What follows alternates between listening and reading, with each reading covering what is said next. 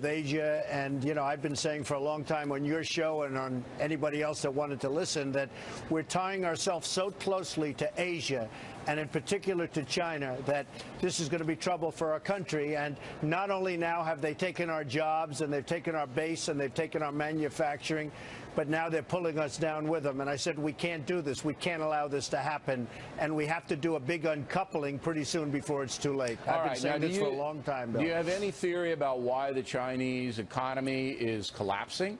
Do you have any knowledge of it at all?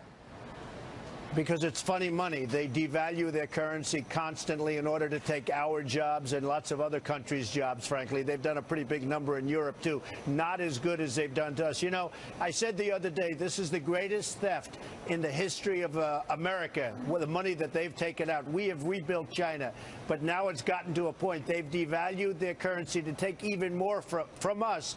And we have nobody that's competent. We have nobody that knows what's happening. We have nobody that knows how to handle China. And believe me, we have all the cards. But they've devalued to a point where they wanted to take even more money out, even more jobs out, increase, and all of a sudden they have a big, fat, beautiful balloon that is popping right now. But it's taking us with us. Very briefly, say you're talking to somebody on the street and they go, Mr. Trump, I don't really understand what devalue the currency means. What does that mean to me? I buy stocks in my IRA.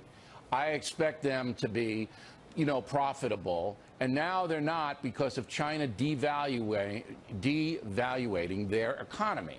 What does that mean? Well, they're not devaluing their economy. They're actually, in some ways, currency. increasing their yen. They're devaluing their currency, and by doing that, they're cheapening their currency, and they're making it very inexpensive. They will be able to make goods for far less than our goods. You know, we make great product, but it's impossible to compete when the product is so much more expensive. All right, so eventually, what they're doing, though, leads to depression, Bill. They're flooding money eventually. All right. So they got 1.5 billion people, and they're flooding money into the provinces around so that people don't starve because there's not enough legitimate business to support 1.5 billion people. So therefore, then when they pay us. But Bill, the problem is they're taking the business from us. So they don't want their people to starve. We all agree with that. That's wonderful. But what they're doing is they want our people to starve. They're taking our business away. I got it. They've taken our jobs them away. All right, you know, if U.S. companies, they go over there voluntarily because the labor is cheaper. But now the U.S. companies are being paid back with money that's not worth as much money as they made the deal. So they're getting hosed, aren't they? Well, not only that, how about we owe them $1.4 trillion, and those dollars become strong? You know, the word strong dollar sounds good, but it's costing us a lot of money. There's some nice things about having a strong dollar, but there are some really bad things. And number one bad thing is we're not exporting anything. We are going to be in big trouble. It's getting worse and worse. And ultimately, the balloon is going to pop, and it's going to get very ugly. And you're starting to see the beginning of that. Okay. Now, the reason that a lot of politicians favor the trade with China is because when China's tethered to us by having so much of our debt holding our bonds, it's less likely they will cause military trouble to us. So if you're tethered to somebody economically, if your welfare means their welfare, then it's easier to control them. That is the original intent of all these Chinese deals, is it not? I don't think so at all. I don't think it's the intent. It's not the military intent. If you look at China with the wars with Japan, Japan would constantly beat them in wars. So I don't think that's the problem. I think the problem that we have is that we have a country that got away with murder for many years. They built their bridges, their roads, their everything. They built infrastructure, their airports, like we don't see in this country. Where are we building airports? And look at LaGuardia Airport, look at Kennedy, look at LAX and Los Angeles. They're like third world airports. So you're not buying the fact that keeping your enemy close. I don't believe that. Keeping your enemy close is a good geopolitical strategy. You don't buy that. No, I don't believe that. I don't believe that ever took place. I think that what has happened is China has gone out of its way to devalue. They got away with it. They kept devaluing, and all of a sudden they built this monster, but they've also built a monster bubble. Okay.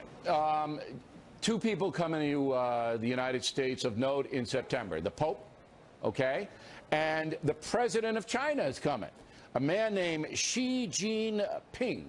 Do you know Xi Jinping? I never heard of him. I don't know who he is. But he's the president. He's coming over.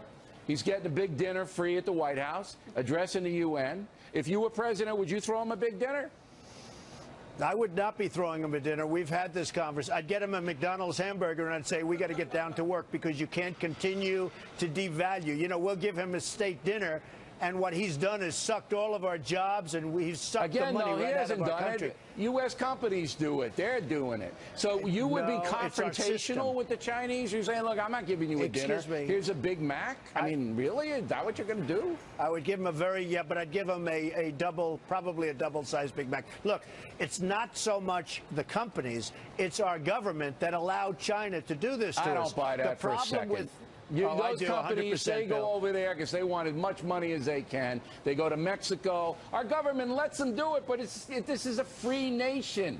So if they want to go and do it, you can't stop them. Now, you could punish them. Bill, our government should have stopped China from devaluing. They never even bring them up. It's the number. Of course they can. How? You know how they can? Yeah, how? Very simply.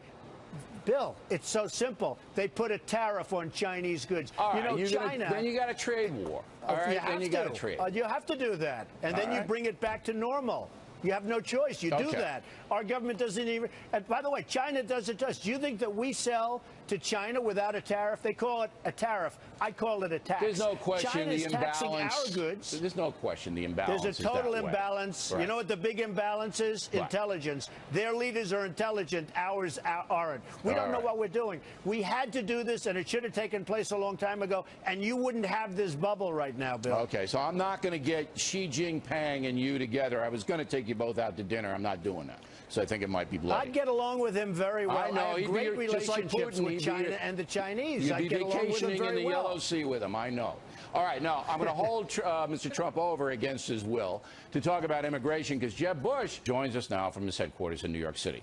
Now, I have a very specific question. I need a specific answer. We all know you want the wall. We all know you want Mexico to pay for it. We all know that. But here's a scenario, okay? Illegal immigrant mother and father living in Los Angeles. 2 children who are American citizens born here. If you're president, do you order authorities to take that family into custody? We have no choice. I'm sorry, Bill. We have to bring them out, and if they're wonderful people, which I'm sure they will be, and we have so many wonderful people, we'll bring them back in an expedited fashion. But we are a land of laws. We have borders. You said it. They're illegal immigrants. They're not supposed to be here. Mexico won't take them. You know, Mexico is the toughest there is almost in the world in terms of getting people to come in. They can't come in. You can't become a citizen of Mexico. They laugh at us. They can't believe the stupidity of the United States. But we have no choice, and we'll bring them back if they've done a good job. We bring them back, Bill. Okay, if they've done a good job, we bring them back. I got the theory. All right, 2 American citizen kids. All right, you got 2 illegal alien parents. They're living in a house, a little house in the east side of Los Angeles. All of a sudden, ICE agents show up. All right, knock on the door and say, "You have to come with us." Put them in a van. Bring him to a detention center. You're willing to do that? Bill, I don't want to do it. I have a bigger heart than anybody running, but we have a country that's totally out of control. We have no laws anymore. We have no order. We don't even know how many people are in here illegally. We have to get a process started. If you remember, there a better way than that kind of a confrontation? Bill, let me just tell you something. You're asking me about illegal immigration. If it weren't for me, this whole session, there's all of these people that you're interviewing every night, they wouldn't even be talking about illegal immigration. Listen, it's a huge problem in this country. No doubt about it. And there's I no doubt brought it about up. that. I took a lot of heat for it. And, Bill, I took a lot of heat for it, especially the first 2 weeks. And now everybody said you had Kate, beautiful Kate, just killed by this person that's disgusting that came here 5 times and probably was pushed over the border 5 times. You have Jamil. You have so many. You have hundreds. The woman the other night, you remember, in Los Angeles, she was raped, sodomized, tortured, and killed. A veteran, 66-year-old woman by an illegal immigrant. We have no choice. Okay, and by the way, but I just think there might be a better way to do it. Bill, I have to finish. Wait. But, Bill, I have to finish. All right, go. Faster. We have no choice. You know, the gangs that you're talking about in Baltimore and in Chicago and in Ferguson and all this stuff, you know, many of those gangs are illegal immigrants. These are tough dudes. They would be, if I'm elected, they're going to be out of there day one. We're going to get them the hell out of our country. And I don't they mind shouldn't that. be here in the first place. It's and the they're other, going to be it's out the other, so the fast your head law-abiding will spin. people with the American citizen kids. Now, Jeb Bush, probably the one that's running closest to you in most of the polls, was on the southern border today and said this.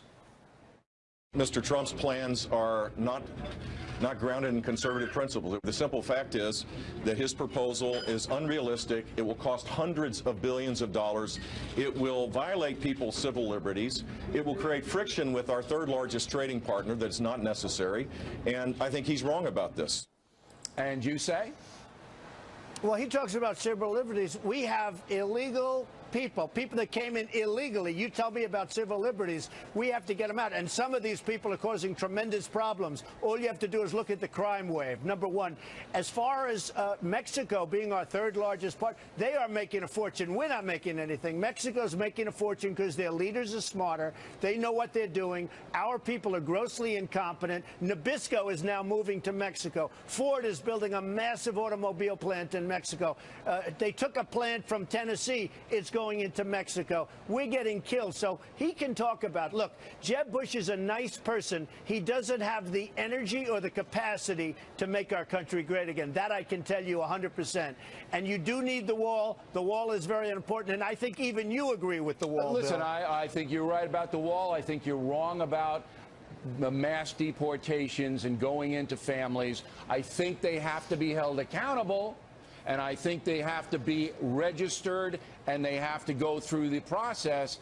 But I can't possibly see how the courts, the federal courts, are going to allow federal agents to kick doors in and drag people out, especially when their kids are American citizens. Last word. I don't believe it'll be done that way. It'll be done in a very humane way, and they'll come back in, and they'll be legal, and people will be happy, and we'll have a country again. Right now, we have no border. We have people illegally in this country all over the place. Nobody even knows how many, and we have to make our country strong and smart again, Bill, because what's happening to this country is very sad, and we're a laughing stock all over the world. Remember that. All right, Donald. Always.